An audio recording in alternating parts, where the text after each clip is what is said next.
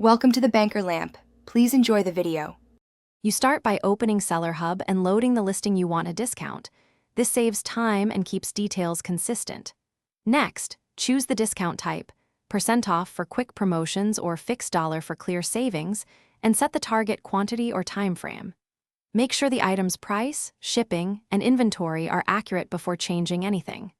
Once done, you'll be ready to edit pricing fields or create a promotion. These preparatory checks prevent accidental underpricing or overselling.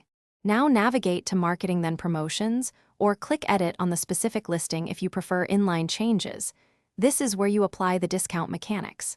Set the discount value, define start and end dates, and add quantity or buyer limits so the promotion behaves predictably. Preview the buyer-facing price and verify how fees change, because that affects your margin. Make sure the final displayed price and promotional text read clearly. Clean descriptions reduce buyer confusion and returns. Finish by saving your changes and publishing the listing, then immediately view the live page to confirm the discounted price and promotional badge appear. Monitor analytics for 24 to 72 hours to ensure clicks and conversions reflect the new price, and watch inventory so you don't oversell. If the discount doesn't show, clear browser cache, confirm the item SKU is eligible, and recheck promotion rules and date windows. If needed, pause and reapply the promotion after adjusting settings. Thanks for watching. If this was helpful, leave a like and consider subscribing. See you next time.